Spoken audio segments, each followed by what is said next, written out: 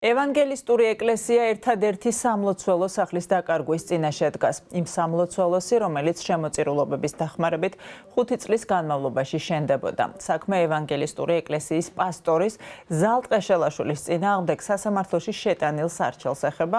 ეკლესიის პოზიციებს არასამთავრობო ორგანიზაცია ტოლერანტობისა და მრავალფეროვნების ინსტიტუტის იურისტები იცავენ, რომლებიც ამბობენ, რომ ბრალდების მხარის მტკიცებულებებს გაყალბებული დოკუმენტები ახლავს და შესაძლოა ამის უკან რელიგიათა სახელმწიფო სააგენტო დგას. ფალსიფიცირებული დავალების ხელშეკრულებები. ის რომ პროკურატურა საეჭვოდ დუმს.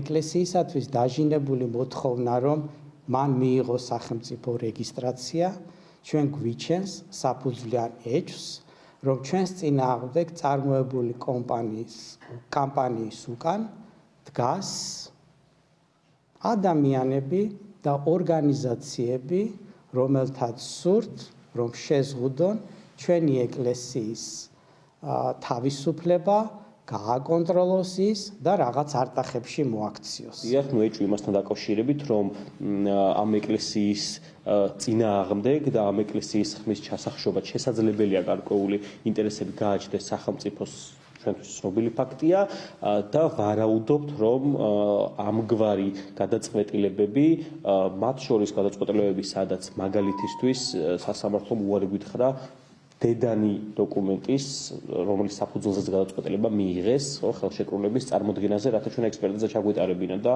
დაგვიმტკიცებინა, რომ ისინი ყალბია.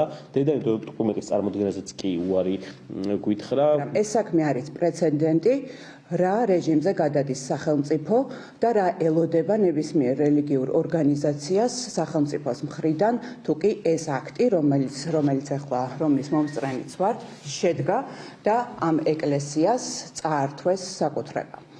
საკუთრების წართმევა ხდება ძალიან შენიღბული და ძალიან არაკეთილსინდისიერი გზებით და ცალსახად ჩანს, რომ გარდა იმისა, რომ არსებობს გარკვეული დაინტერესება, არის მცდელობა, რომ აი ამ ფინანსური თემებით შელახონ უშუალოდ პასტორის რეპუტაცია და შელახონ ამ ეკლესიის რეპუტაცია.